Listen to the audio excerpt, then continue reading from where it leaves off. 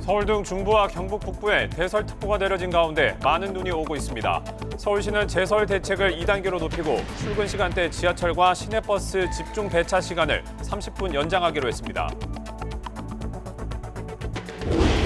전공의들의 집단 행동이 본격화하면서 10명 가운데 7명이 사직서를 내고 이 가운데 상당수가 병원을 떠난 것으로 나타났습니다. 정부는 주동자는 물론 배후 세력까지 원칙적으로 구속 수사하겠다며 강경 대응 방침을 거듭 천명했습니다. 국민의힘이 서울 서대문 의뢰 4선 중진 박진 의원을 전략 공천하는 등 총선 준비에 속도를 내고 있습니다. 공천 작업이 70% 이상 마무리되는 과정에서 큰 잡음은 없었지만 강세 지역 공천과 현역 컷오프 등의 변수는 남았다는 분석이 나옵니다. 더불어민주당에선 현역 평가 하위 20%에 대한 비주류 의원들의 불만과 맞물려 당 내홍이 위험 수위로 치닫고 있습니다. 의원총회에선 이재명 대표 등 지도부를 향한 성토가 이어졌고 김부겸 정세균 전 총리도 경고장을 날렸습니다. 통합선언 11일 만에 갈라선 개혁신당 이준석 대표와 새로운미래 이낙연 대표가 공천관리위원회 구성 등 독자 행보에 속도를 내고 있습니다.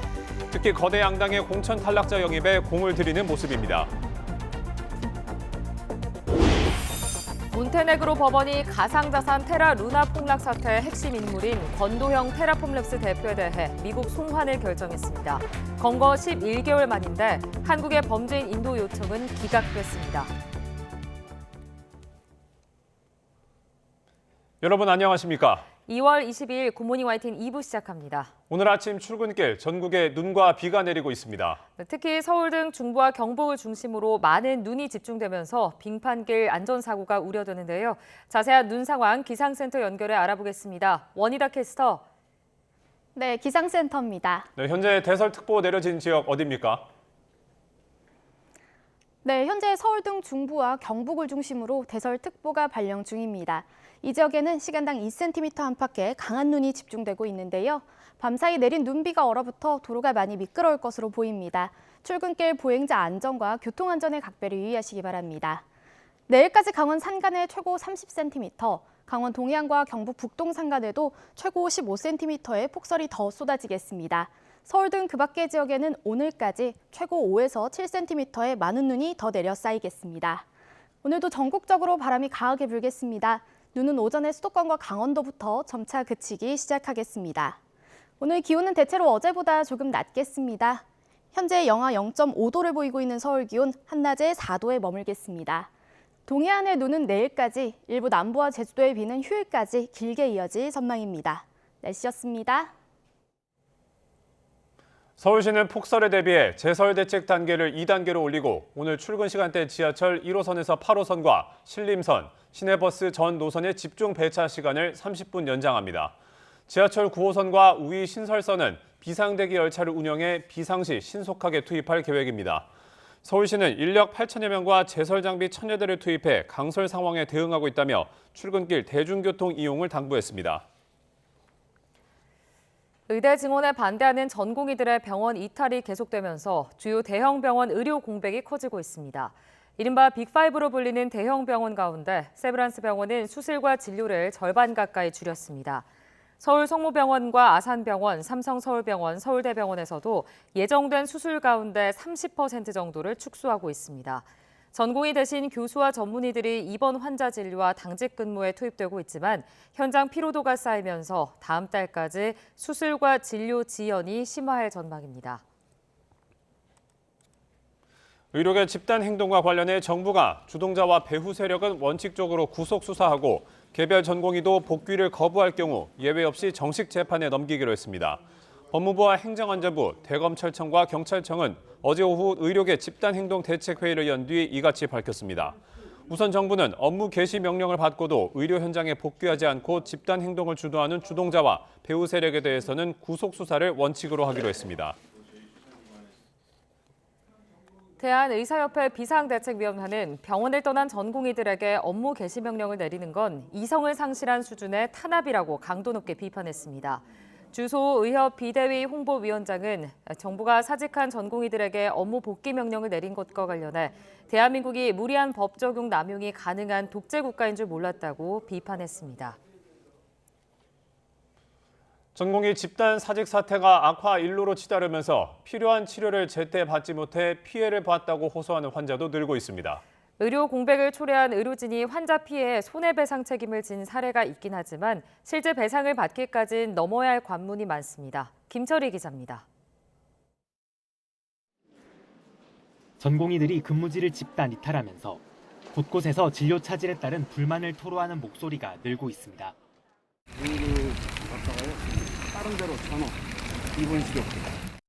만약 수술이나 진료 적기를 놓쳐 환자에게 피해가 발생하면 병원이나 의사에게 민사상 손해배상 책임을 물을 수 있습니다. 실제 법원은 지난 2004년 병원 권유로 담체관 조영수를 받은 뒤 복통으로 소하다 사망한 환자 유족에게 병원이 배상해야 한다고 판결했습니다. 당시 재판부는 의약분업 사태로 전공의들이 파업 중이었던 상황을 지적하며 설명 의무를 다하지 않는 병원 측이 배상 책임을 진다고 판시했습니다. 지난 2007년엔 간암 환자가 병원 노조 파업으로 정해진 날짜에 수술받지 못해 병세가 나빠졌다며 병원에 손해배상을 청구했는데 병원이 1,000만 원 조정안을 제안해 양측이 수용한 사례도 있습니다. 다만 이 같은 판례에도 환자 개인이 전공의 집단 사직에 따른 피해를 온전 인정받긴 만만치 않다는 게 법조계 의견입니다. 무엇보다 소송을 제기한 환자가 직접 전공의 사직이 불법이란 점을 입증해야 하고 이 불법 행위와 환자의 건강 악화 사이에 뚜렷한 인과관계가 있다는 것까지 증명해야 합니다. 결국 누가 봐도 명백한 과실이 아니라면 손해배상 청구가 받아들여질 가능성이 크지 않은 겁니다. 소송이 10건 이루어진다 그러면 그중에 일부, 한두 건의 경우에는 환자가 이길 경우도 있겠지만 대다수의 경우에는 환자가 입증이 어려워서 이기기 어려울 겁니다. 또 손해배상 소송 특성상 환자 측이 승소한 판결 효력이 다른 사건에까지 미치지 않아 매번 원점에서 판단을 구해야 한다는 점도 환자에게 불리한 요소입니다. 이 밖에도 병원이 사전에 수술이나 진료 연기 가능성에 관해 환자 동의를 받았는지, 수술 동의서에 관련 면책 조항이 포함됐는지 등도 책임 소재를 가릴 세부 요소로 꼽힙니다. YTN 김철입니다.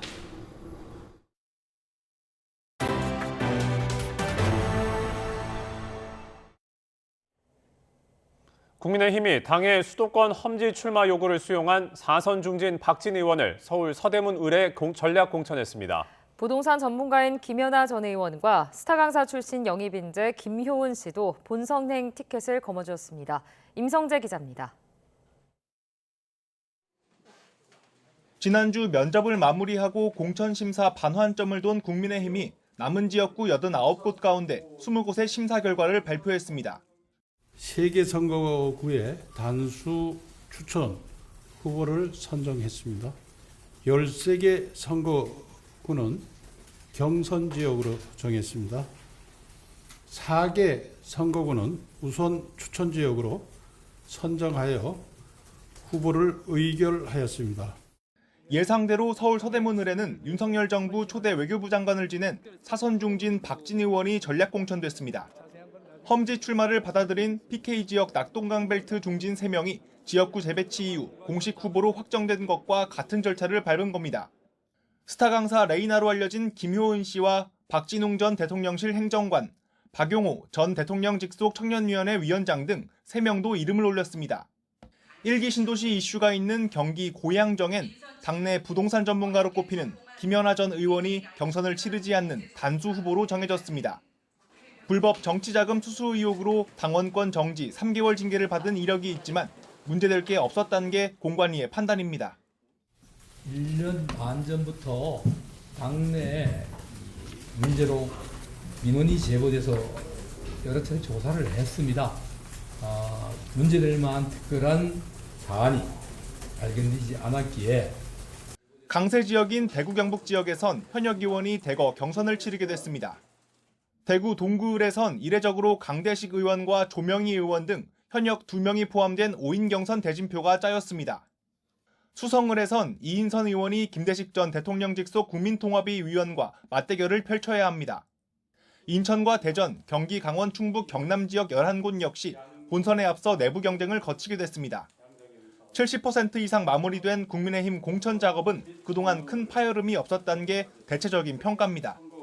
하지만 공천이 곧 당선으로 직결될 가능성이 큰 서울 강남권과 TK 지역 등의 빈 곳은 물론 현역 컷오프 변수가 여전해 남은 심사 결과에 당함밖에 관심이 쏠리고 있습니다. YTN 임성재입니다.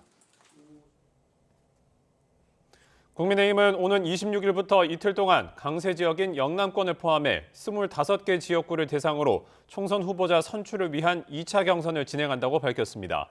2차 경선 지역은 김기현 전 대표와 박맹우 전 울산시장이 맞붙는 울산 남구를 비롯해 부산과 대구, 경북, 경남 등 영남 19곳이 포함됐습니다.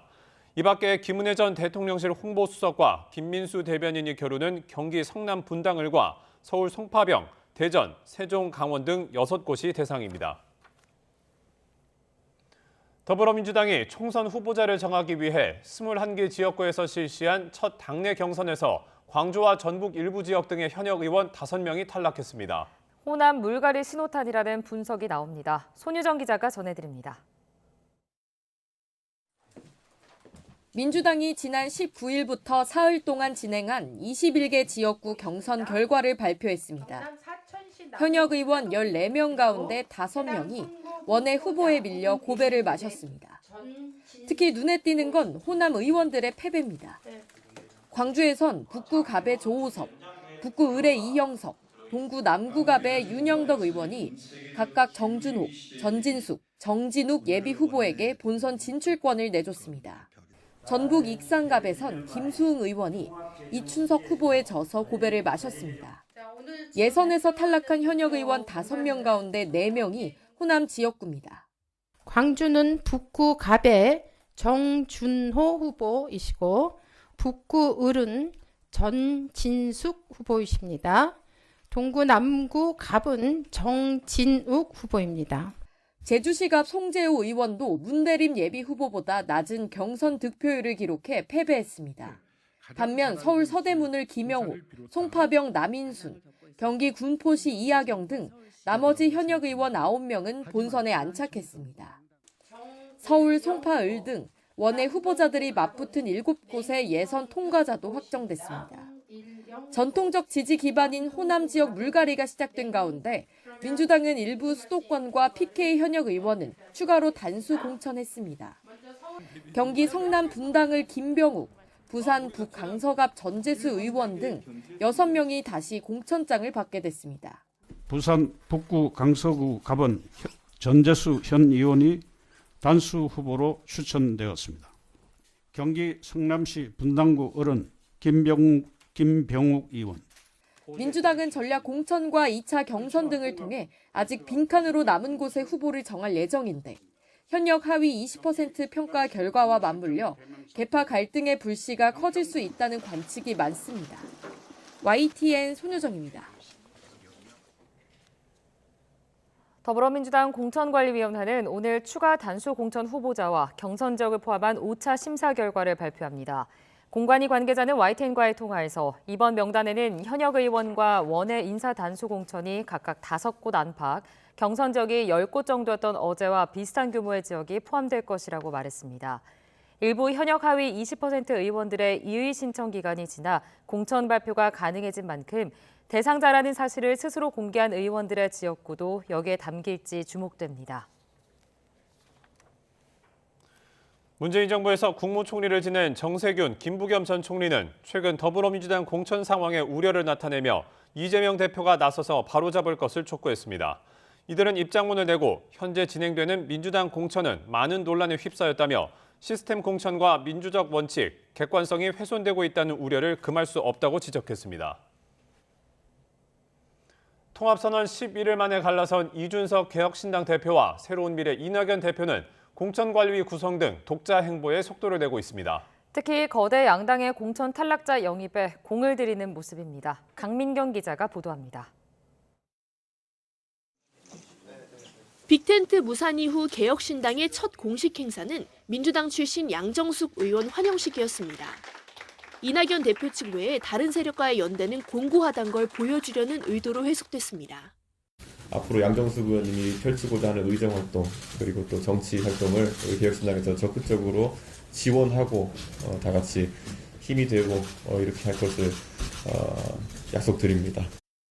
이준석 대표는 뒤이어 공천관리위원회 구성 카드를 꺼내들었습니다.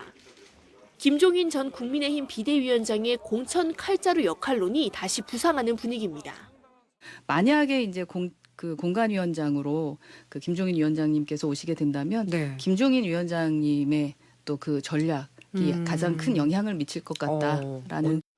김종민 의원 이탈로 명분이 사라진 선관위 보조금 6억 원을 반환하겠다는 뜻도 거듭 강조했습니다. 비판 여론 확산을 차단하려는 건데 이낙연 대표 측은 전통적 지지층 잡기에 주력했습니다. 특히 사당화, 막장 공천 등을 부각하며 민주당 내 반 이재명 정서를 자극했습니다. 우리 막장 공천의 희생양이 되고 있는 의원님들께도 말씀을 드립니다.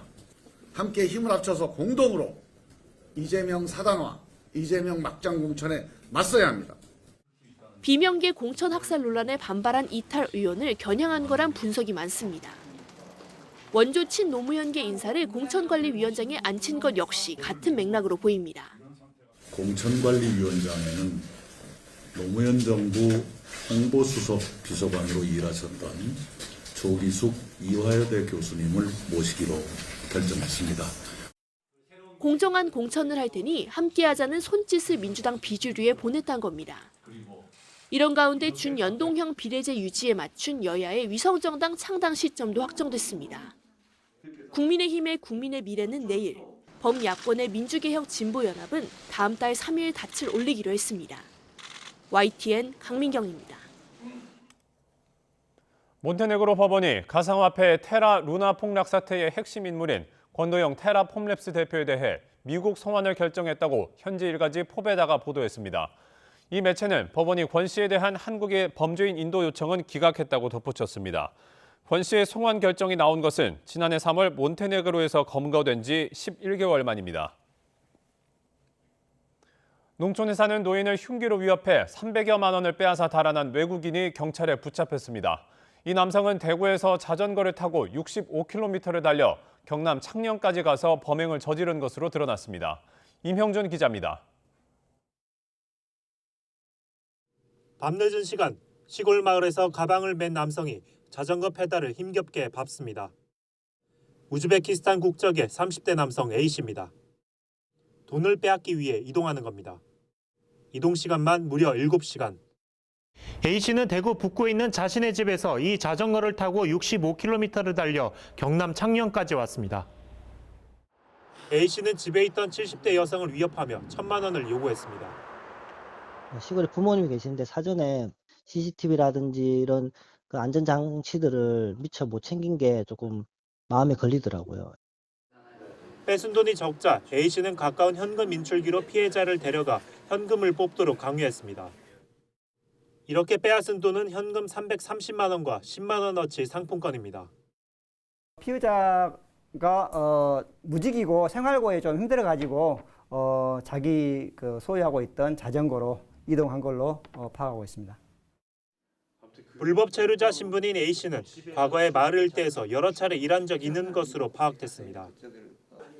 경찰은 특수강도 혐의로 A씨에 대해 구속영장을 신청하고 여죄도 확인할 계획입니다.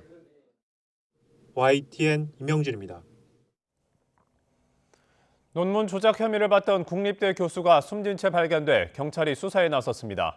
전북 부안경찰서 등에 따르면 어제 오후 6시 20분쯤 부안군 변산면 해수욕장 인근에서 전북대 A 교수가 숨진 채 발견됐습니다. 경찰은 연락이 안 된다는 가족의 신고로 출동해 차 안에서 숨진 A 교수를 발견했습니다. A 교수는 재계약 심사 과정에서 조작한 논문을 제출해 심사위원회 공무를 방해한 혐의로 최근 송치돼 검찰 조사를 받고 있었습니다. 쪽방촌에서 노부부가 숨진 채 발견됐습니다. 서울 용산경찰서는 어제 오전 10시쯤 신고를 받고 출동해 70대 부부가 집에서 숨져 있는 것을 확인했습니다. 일주일에 한 번씩 쪽방촌을 찾는 상담소 간호사는 집에 인기척이 없자 창문을 통해 내부를 살피다가 부부를 발견한 것으로 파악됐습니다. 한국은행 금융통화위원회가 오늘 오전 회의를 열어 기준금리를 결정합니다. 이번 회의에서 금통위는 기준금리를 현재 3.5%로 동결할 것으로 전망됩니다. 이럴 경우 지난해 1월 기준금리를 연 3.25%에서 3.5%로 인상한 뒤 9차례 연속 동결을 이어가게 됩니다. 이와 함께 한국은행은 올해 수정 경제 전망도 제시합니다. 다만 내수는 부진한 반면 반도체를 중심으로 수출이 회복되고 있어 지난해 11월 2.1% 전망치를 내놓을 때와 상황이 크게 달라진 게 없다는 게 대체적인 분석입니다. 정부의 전기차 보조금 축소 개편에 발맞춰 자동차 업체들이 속속 가격 인하 정책을 내놓고 있습니다. 가뜩이나 전기차 수요가 줄어든 가운데 본격적인 가격 경쟁이 시작됐다는 분석이 나옵니다. 김태민 기자의 보도입니다. 올해 전기차 보조금 제도는 크게 두 가지 부분이 달라졌습니다. 우선 보조금을 최대로 받는 출시 기준액이 5,500만 원으로 200만 원 낮아졌습니다. 또 배터리 성능과 재활용 가치를 따져 보조금 산정 기준에 새로 포함하기로 했습니다. 보조금 지급 기준에 배터리 환경 계수를 도입하였습니다. 재활용 가치가 낮은 폐배터리에 대해서는 보조금을 적게 지급하여 폐배터리 매립 소각에 따른 환경적, 사회적 비용을 최소화하고자 하였습니다. 직격탄을 맞은 건 테슬라입니다. 차량 가격이 보조금 최대 지급액 기준을 넘어선 데다 재활용이 어려운 중국산 LFP 배터리를 탑재했기 때문입니다. 부랴부랴 출시가를 낮췄지만 보조금이 3분의 1 토막나면서 실질 구매가는 오히려 올랐습니다. 국내 업체도 예외는 아닙니다. KG 모빌리티 역시 LFP 배터리를 탑재한 토레스 전기차 모델의 출시가를 200만 원 낮춰 줄어든 보조금을 메웠습니다. 실질적인 고객 부담금을 지난해 수준으로 유지하겠다는 전략입니다. 실제 소비자가 구매하는 비용 부담은 지난해와 큰 차이가 없으며 지자체 보조금까지 감안하면 합리적이고 경쟁력 있는 가격으로 구매하실 수 있습니다. 현대차도 대표 전기 승용차 모델인 아이오닉5와 기아 EV6의 출고가를 각각 200만 원과 300만 원씩 낮춥니다. 정부가 차량 할인 금액의 일부를 보조금으로 추가 지원하는 방안을 추진하면서 가격 인하에 동참한 겁니다. 보조금 제도에 따라 전기차 가격이 전보다 크게 출렁이는 건 시장 수요가 둔화하고 있기 때문입니다. 올해 전 세계 전기차 판매 성장률이 지난해 절반을 조금 넘긴 19% 수준에 머물 것으로 전망되면서 가격 인하 움직임이 본격화하고 있습니다. 여기에 올해 안에 중국산 저가 전기차까지 국내 시장에 뛰어들 것으로 보이면서 가격 경쟁은 더욱 치열하게 이어질 것으로 보입니다. YTN 김태민입니다. 지난달 자동차 수출액이 지난해 같은 달보다 24.7% 증가한 62억 1,200만 달러로 역대 1월 최고치를 기록했습니다. 산업통상자원부는 자동차 수출액뿐 아니라 수출 자동차 대수도 23.5% 늘어난 24만 5,255대로 지난 2015년 이후 9년 만에 최고 수준을 보였다고 밝혔습니다. 기업별로는 현대차와 기아의 수출이 각각 지난해 1월보다 28.7%와 2.9% 늘었고 한국GM은 180.9%, KG 모빌리티의 수출도 40.8% 증가했다고 설명했습니다. 통일부가 오는 7월 14일을 북한 이탈 주민의 날로 제정하는 방안을 추진합니다. 통일부는 상반기 중 대통령령을 개정해 북한 이탈 주민의 날을 국가기념일로 제정하고 이날 제1회 기념행사를 개최한다는 방침입니다. 최두희 기자입니다. 북한 김정은 국무위원장이 대한민국을 제1적대국이자 불변의 주적이라는 점을 헌법에 명기해야 한다고 밝힌 지난달 16일. 당시 윤석열 대통령은 북한 정권과 북한 주민을 분리해 대응하겠다면서 헌법에 따라 대한민국 국민인 북한 이탈 주민을 위해 북한 이탈 주민의 날을 제정하라고 지시했습니다. 탈북민들이 우리 사회에 잘 정착할 수 있도록 관심과 지원을 아끼지 않을 것입니다. 이러한 취지에서 통일부는 북한 이탈 주민의 날을 제정할 것을 추진해 주기 바랍니다. 그로부터 한 달여 만에 통일부가 7월 14일을 북한 이탈 주민의 날로 제정해 국가기념일로 기념하는 방안을 추진하겠다고 밝혔습니다.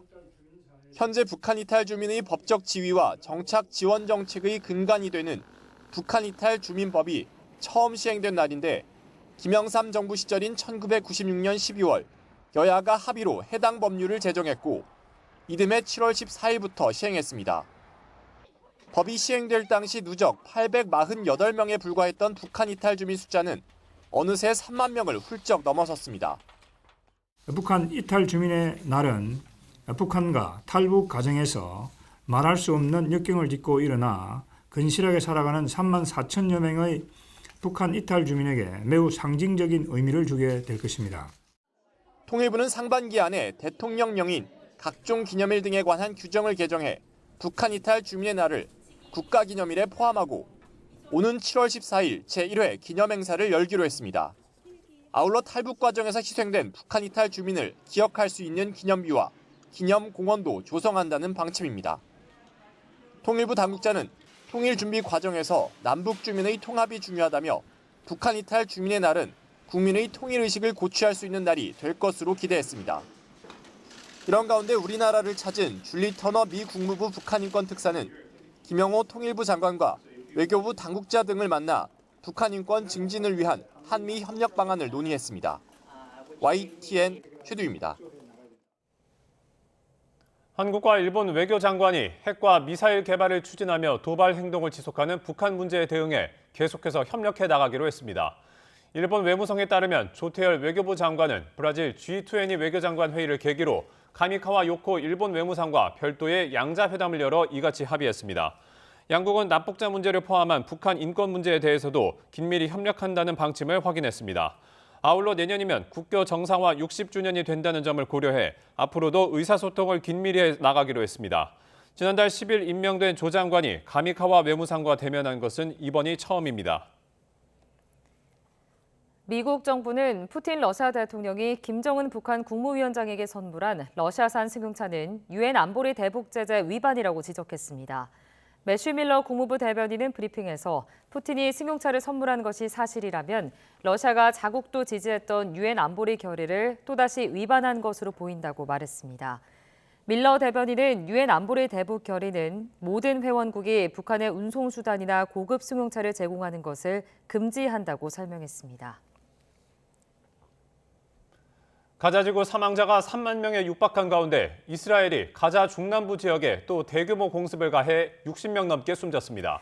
유엔에서 휴전 요구 결의안을 무산시킨 미국은 국제사법재판소에서도 이스라엘의 즉각 철수에 반대했습니다.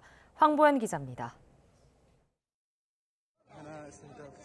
가자지구 중부 데이르 알발라. 이스라엘의 드론 공격이 끝난 뒤 수백 명의 팔레스타인 주민들이 구조를 위해 거리로 쏟아져 나왔습니다.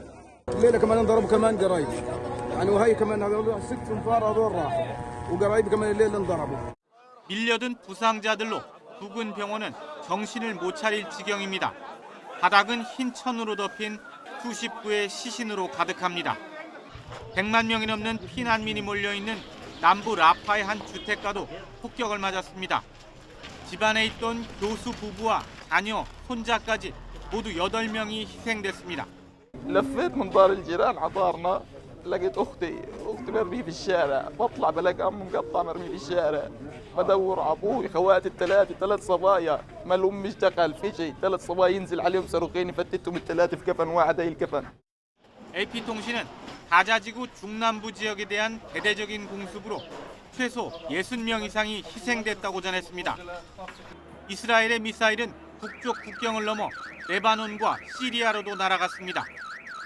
이란 지원을 받는 레바논 헤즈볼라와 이란과 동맹을 맺고 시리아에서 활동하는 무장단체를 겨냥한 것으로 보입니다. بحدود الساعة 10 تقريبا يعني سمعنا 5 صواريخ ورا بعضهم أول شيء 2 كانوا خفاف وبعدين 3 كانوا قوايا كثير.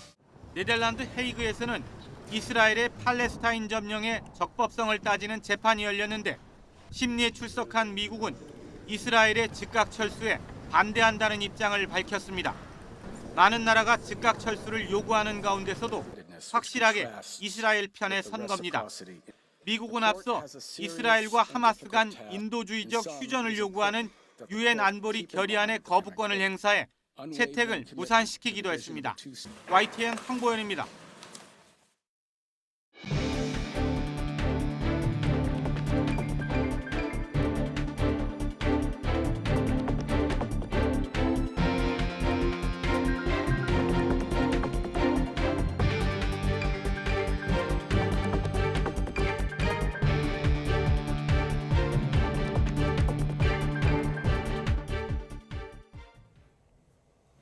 출근길 서울 등 중부와 경북을 중심으로 많은 눈이 집중되고 있습니다. 추위 속 빙판길과 도로 살얼음에 각별한 주의가 필요한데요. 자세한 눈 상황 기상캐스터 연결해 알아보겠습니다. 원희다 캐스터. 네, 상암동 야외 스튜디오에 나와 있습니다. 네, 지금도 눈이 계속 내리고 있는 거죠?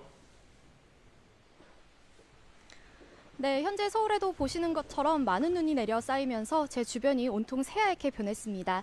현재 중부지방을 중심으로 대설특보가 발효 중이고 대설 위기경보 주의 단계가 발령 중입니다. 출근길 내린 눈비가 얼어붙어 도로가 많이 미끄러울 것으로 보입니다. 평소보다 서둘러 나오시는 게 좋겠고요. 빙판길 사고에 각별히 유의하시기 바랍니다. 자세한 레이더 화면부터 살펴보도록 하겠습니다. 전국이 눈비 구름의 영향을 받고 있습니다. 특히 서울 등 중부와 경북에는 대설특보가 내려진 가운데 시간당 1에서 2cm 안팎의 강한 눈이 집중되고 있는데요. 내일까지 강원 산간에 최고 30cm, 강원 동해안과 경북 북동 산간에도 최고 15cm의 폭설이 더 쏟아지겠고요. 서울 등 그 밖의 지역에는 오늘까지 최고 5에서 7cm의 눈이 더 내려 쌓이겠습니다. 오늘도 전국적으로 바람이 강하게 불며 춥겠습니다. 현재 영하 0.8도를 보이고 있는 서울 기온, 한낮에도 4도에 머물겠습니다. 이번 눈비는 오늘 오전에 수도권과 강원도부터 점차 그치겠습니다. 다만 영동 지방은 내일까지, 남부 일부와 제주는 휴일까지 길게 이어질 전망입니다. 이번 주 내내 동해안을 중심으로 많은 눈이 집중되고 있습니다. 차량 고립이나 시설물 붕괴 등 피해가 우려되니까요. 시설물 관리와 안전사고에 각별히 유의하시기 바랍니다. 지금까지 YTN 원희다입니다. 오늘 새벽 1시 40분쯤 천안 논산고속도로 선운산 나들목 근처에서 대형 화물차 석 대가 잇따라 부딪혔습니다. 택배 물건을 실은 차량이 앞서가던 화물차를 추돌하며 1차 사고가 났고 운전자들이 내린 사이 뒤따르던 트레일러가 사고 차량을 들이받았습니다. 이 사고로 택배차와 트레일러 운전자 2명이 다리 등에 통증을 호소해 병원으로 옮겨졌지만 모두 생명에 지장은 없는 것으로 전해졌습니다. 경찰은 음주 사고는 아닌 것으로 보고 운전자 진술과 블랙박스 영상 등을 바탕으로 정확한 사고 경위를 조사할 예정입니다. 어젯밤 11시 10분쯤 서울 서대문구 남과자동 연희동 일대가 전기가 끊기면서 아파트와 주택 등 3천여 가구가 불편을 겪었습니다. 신고를 받고 출동한 한국전력은 3분 만에 다시 전력이 공급됐다고 설명됐지만 아파트 단지마다 전기 설비 환경이 달라 30분 넘게 복구되지 않은 가구도 있었던 것으로 파악됐습니다. 정전으로 인한 인명피해나 구조 활동은 없었다고 소방당국은 밝혔습니다. 한전은 갑자기 전력 공급이 멈춘 원인을 조사하고 있습니다. 고속도로에 도로 파임 현상이 발생해 현장을 지나던 차량 10여 대가 잇따라 타이어가 파손됐습니다. 어젯밤 11시 10분쯤 경기도 평택시 평택 제천고속도로 평택분기점 근처에서 차량 18대가 타이어가 파손되는 사고가 났습니다. 경찰은 최근 변덕스러운 날씨에 도로가 얼다 녹기를 반복하면서 고속도로 일부가 꺼져 있었지만 차량들이 날이 어두워 미처 보지 못하고 피하지 못한 것으로 보고 있습니다. 한국도로공사는 파인 도로 주변을 통제한 뒤 1시간 남짓 긴급 보수 작업을 벌였고 피해 차량 차주에겐 보험을 통해 보상할 예정입니다. 전공의 집단 사직으로 대전에서 환자 이송 지연이 잇따랐습니다. 대전 소방본부는 어제 오전까지 119 구급차를 이용한 환자들의 병원 이송 지연 사례가 3건 발생했다고 밝혔습니다. 경련 증세를 보인 50대 여성은 전공의 집단 사직과 중환자실 부족 등의 이유로 병원 8곳으로부터 수용 불가 답변을 받은 뒤 1시간 반 만에 청주의 한 종합병원으로 이송된 것으로 확인됐습니다. 또 다리가 움직이지 않는다고 신고한 20대 환자도 2시간 넘게 이용할 수 있는 병원을 찾다가 충남대 병원으로 옮겨진 것으로 파악됐습니다. 정부가 전공의 집단 사직을 주도한 주동자는 물론 배후 세력까지 원칙적으로 구속 수사하겠다며 강경한 대응 방침을 거듭 천명했습니다. 다만 집단 행동에 가담했더라도 조기에 복귀할 경우 기소 유예 처분 등 선처하겠다고 강조했습니다. 김태원 기자가 보도합니다. 전공의들이 집단 사직으로 의료 현장을 떠난 지 하루 만에 정부가 범부처 공동 대응에 나섰습니다. 법무부와 행정안전부, 대검찰청과 경찰청은 합동대책회의를 열고 의료계가 독점적 기득권 지키기에 급급하다며 법과 원칙에 따라 엄정하게 대응하겠다고 재차 경고했습니다. 항암 치료나 응급 수술이 연기되는 등 중증 환자 치료에 차질이 발생하고 있습니다. 국민의 생명과 안전을 볼모로 하는 집단 행동은 어떤 이유로도 정당화될 수가 없습니다. 불법 집단 행동을 주도한 의사들은 물론 사직과 진료 거부를 부추기는 배후 세력도 엄단하겠다며 원칙적으로 구속 수사하겠다고 밝혔습니다. 정당한 이유 없이 수사기관 출석 요구에 계속 불응할 경우 체포영장을 발부받는 등 적극적으로 강제 수사를 벌여 사태를 조기에 진화하겠다는 겁니다. 또 환자에게 피해가 발생한다면 모든 법률과 사법 조치를 동원해 가장 무거운 책임을 묻겠다고 압박했습니다. 자금 지원 등의 방법으로 집단 사직서 제출과 진료 거부를 부추기는 배후 세력에 대하여도 엄단하겠습니다. 적용 가능한 모든 법률과 사법적 조치를 강구하여 집단 행동이 아닌 자발적으로 사직에 가담했다고 주장하며 업무 개시 명령을 거부하더라도 예외 없이 정식 재판에 넘기고 의료 공백을 방조한 의료기관 운영자도 법적 책임을 지게 할 거라고 설명했습니다.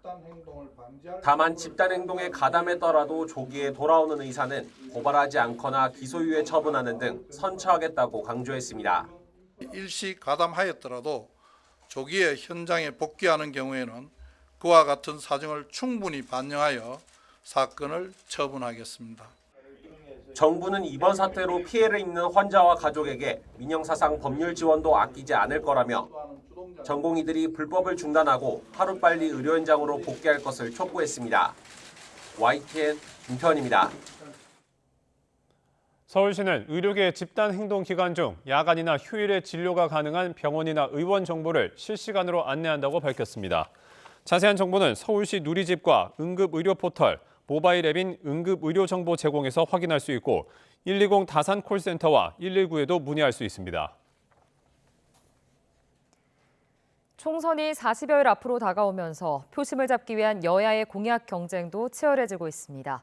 자립준비 청년, 가상자산 등 분야와 대상을 가리지 않는데 이른바 묻지마 약속은 아닌지 꼼꼼히 따져봐야 한다는 지적 역시 만만치 않습니다. 김대겸 기자입니다. 국민의힘이 아동복지시설과 위탁가정을 떠나 홀로서기에 나서야 하는 자립준비 청년에 대한 전세임대 지원을 확대하기로 했습니다. 지난주 간담회에서 청취한 현장의 목소리를 바로 반영한 겁니다. 우리 자립준비 청년들이 사회 구성원으로서 첫걸음을 자신 있게 내딛고 당당하게 살아갈 수 있게 하겠다는 국민의힘의 약속입니다. 수도권 1억 2천만 원, 광역시 9,500만 원인 현행 전세임대 지원 단가를 서울의 경우 1억 4천만 원으로 올리는 게 핵심입니다. 부족한 돈은 낮은 금리로 빌려주는 방안도 추진합니다. 더불어민주당은 가상자산 투자자들의 표심을 공략했습니다. 비트코인 등 주요 가상자산으로 구성한 현물 ETF, 즉 상장지수 펀드의 발행과 거래 등을 허용해 투자 접근성을 개선하겠다고 약속했습니다.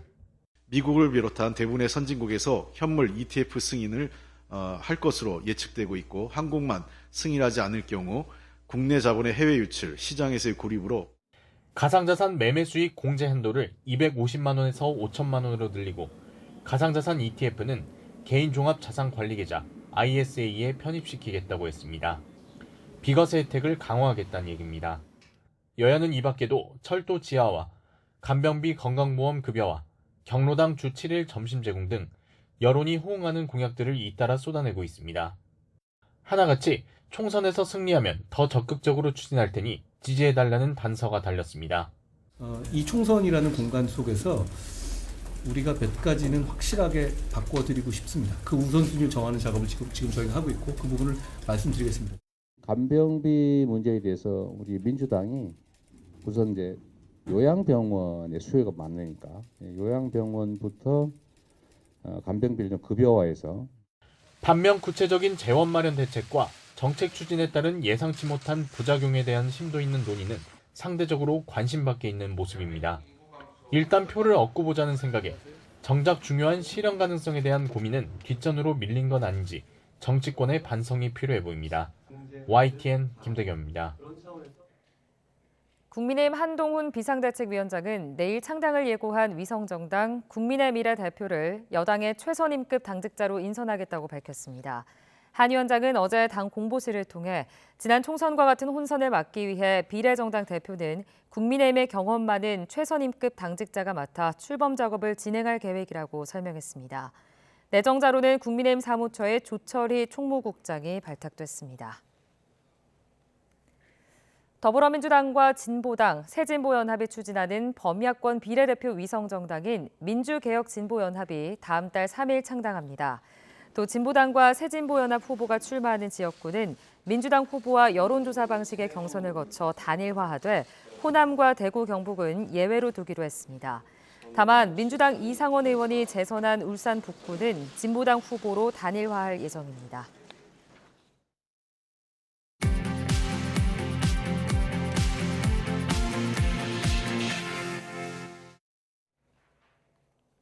이 시각 세계는입니다. 미국이 동맹국들에게 러시아 우주 핵무기의 연내 배치 가능성을 경고한 것으로 전해졌습니다. 푸틴 러시아 대통령은 이를 부인했지만 미 정부는 러시아와 비공개로 접촉해 만류한 것으로 알려졌습니다. 보도에 이종수 기자입니다. 러시아가 핵무기를 사용해 위성을 무력화할 수 있는 우주 기반 능력을 개발하고 있다. 이르면 올해 안에 핵무기 모의 탄두를 우주에 배치할 수 있다. 블룸버그 통신은 이러한 러시아의 연내 핵무기 배치 계획을 미국이 동맹국들에게 전했다고 보도했습니다. 앞서 블링컨 미 국무장관은 우주에서 핵폭발을 일으켜 위성을 마비시킬 수 있는 러시아의 무기 개발 소식의 심각성을 경고했습니다. It is a potential one that we're taking very, very seriously. And I would expect that we'll have more to say soon, in fact, very soon. So stay tuned for that. And of course, we're also conferring with allies and partners on this issue. 실제 미국은 러시아 핵무기의 우주 배치를 막기 위해 친러시아 국가인 중국과 인도를 통해 설득하고 있는 것으로 전해졌습니다. 미국 정치 전문 매체 폴리티코는 미국 정부가 러시아의 우주무기 실험 계획을 만류하기 위해 러시아와 비공개 접촉을 가졌다고 보도했습니다. 이 과정에서 인도와 중국이 중재자로 나섰을 가능성이 있다고 덧붙였습니다. 하지만 푸틴 러시아 대통령이 러시아의 우주 핵무기 개발설을 부인하고 나섰습니다. Наша позиция ясна и прозрачна. Мы категорически всегда были против и сейчас против размещения ядерного оружия в космосе. 쇼이구 국방장관도 러시아는 핵무기 우주 배치 같은 사업 계획이 없고 미국도 이를 알고 있지만 잡음을 내고 있다고 말했습니다. 그러나 푸틴 대통령의 극구 부인에도 오는 4월 이탈리아에서 열리는 서방 주요 7개국 G7 장관회의에서 러시아 핵무기 연내 우주 배치 문제가 논의될 수 있다고 블룸버그는 전했습니다. YTN 이종수입니다. 유럽연합 EU가 우크라이나 전쟁과 관련해 러시아에 미사일을 제공했다는 이유로 북한을 제재한 명단에 처음으로 추가했습니다. EU는 기존에도 UN 안보리 결의 위반 등과 관련해 북한에 제재를 부과했지만 우크라이나 전쟁과 관련해 북한을 제재 명단에 올린 건 이번이 처음으로 오는 24일 공식 승인될 예정입니다. 북한과 함께 러시아의 미사일 공급선으로 의심받는 이란이 다량의 탄도미사일을 러시아 줬다는 정보는 아직 없다고 우크라이나군이 밝혔습니다. 유리 이나트 우크라이나 공군 대변인은 자국 국영 방송에서 지금까지 러시아가 이란으로부터 많은 양의 탄도미사일을 받았다는 정보는 없다고 말했습니다. 러시아가 최근 다량의 탄도미사일을 이란으로부터 제공받고 있다는 의혹이 서방 국가들을 중심으로 제기되고 있습니다. 러시아 당국이 반체제 인사 알렉세이 나발니 추모 행사에 참여했다가 체포된 남성들에게 입대를 강요하고 있다고 모스크바 타임스가 현지 시간 21일 보도했습니다.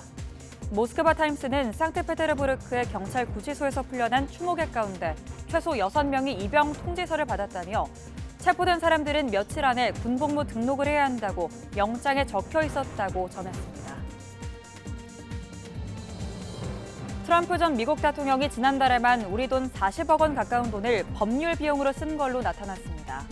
트럼프 전 대통령의 모금 조직인 세이브 아메리카 회계 자료를 보면 위원회는 지난 1월 290만 달러, 우리 돈 39억 원을 트럼프 전 대통령의 소송 비용으로 사용했습니다.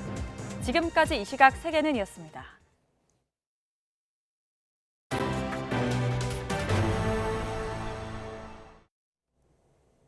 박근혜 전 대통령 탄핵 정국 당시 계엄령 문건을 작성해 내란 음모 혐의로 수사를 받아온 조현천 전 국군 기무사령관이 검찰에서 무혐의 처분을 받았습니다.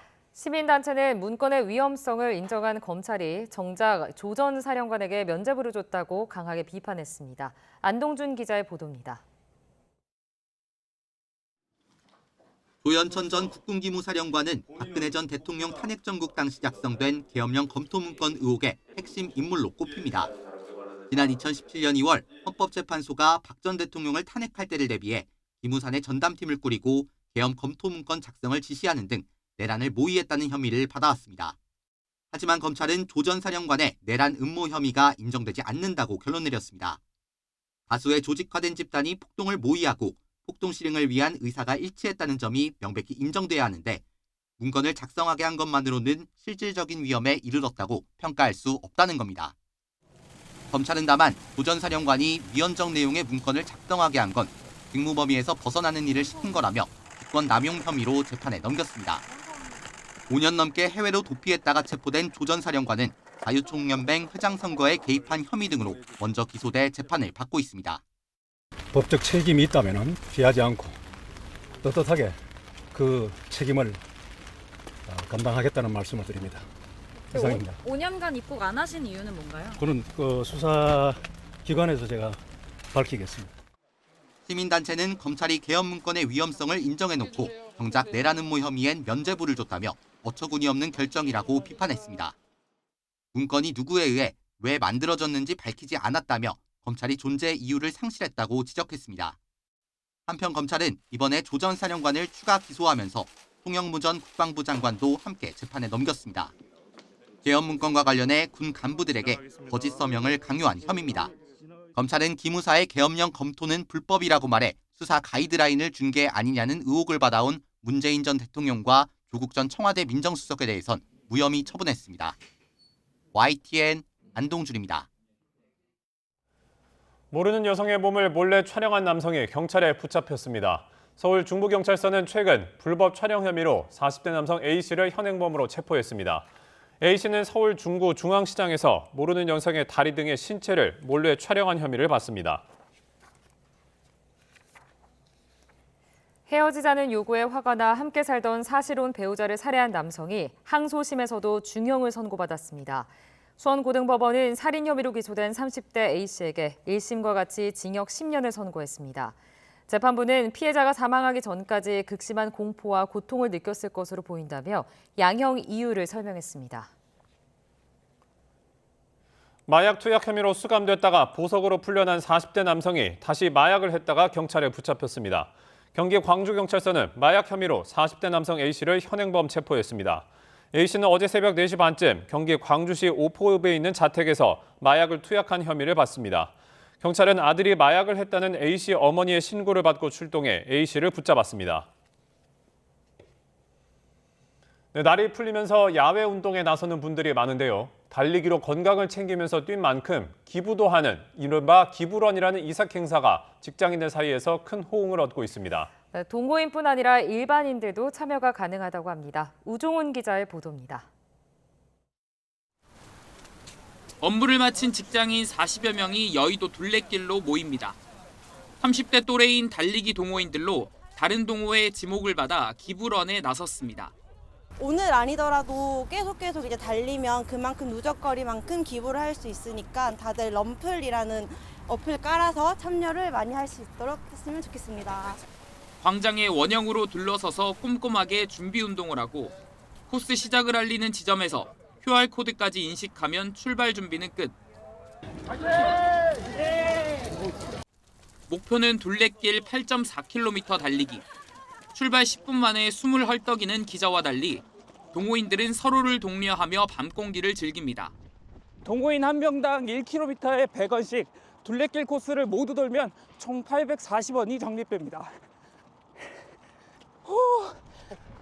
내 건강을 챙기는 땀만큼 남을 위한 기부 액수가 쌓이는 이색 달리기. 오는 4월 30일까지 78개 동호회원 3,900여 명이 동참할 예정입니다. 저희는 원래 건강하게 운동하려고 뛰고 있는데 거기에 추가로 기부까지 된다고 하면은 일석이조여서 더 좋은 것 같습니다. 1시간 만에 출발 지점으로 돌아와 다른 동호회원들의 환호를 받는 순간 일상의 스트레스는 잊힙니다. 여의나루역에는 동호인들이 몸을 풀고 물건도 보관할 수 있는 러너 스테이션도 들어섭니다. 여의도가 굉장히 뛰기 좋은데 그동안 물품을 보관할 곳도 그리고 이제 옷을 갈아입을 곳도 마땅치 않았거든요. 러너 스테이션이 생긴다면 러너들에게 굉장히 도움이 될 것 같습니다. 기부천사로 유명한 가수 션은 지난 한 해 동안 기부런을 통해 26억 원을 모금했다고 밝혀 화제가 되기도 했습니다. 동호회원뿐만 아니라 여의도 둘레길을 달리는 시민 누구나 1km에 100원씩 기부런에 참여할 수 있습니다. 동호인과 일반 시민의 달리기로 3천만 원이 모이면 장애인 체육 활성화에 쓰일 계획입니다. YTN 우종훈입니다. 서울시는 오는 26일부터 무제한 대중교통 이용권인 기후 동행카드를 5만 원대에 이용할 수 있는 청년 맞춤형 할인 혜택을 적용한다고 밝혔습니다. 할인 대상은 19세에서 34세로 1989년 1월 1일부터 2005년 12월 31일 사이 태어난 사람이라면 신청 가능합니다. 대전지방보훈청이 롯데백화점 대전점 지하 3층에 국가유공자 우선 주차구역 4면을 조성하고 본격적인 운영에 들어갔습니다. 백화점에 국가유공자 우선 주차구역이 설치된 건 이번이 처음입니다. 대전 지역 국가유공자 우선 주차구역은 기존의 정부청사와 시청, 한밭수목원 등 5곳에 한 면씩 마련돼 있었으며 올해는 민간시설로 확대되고 있습니다.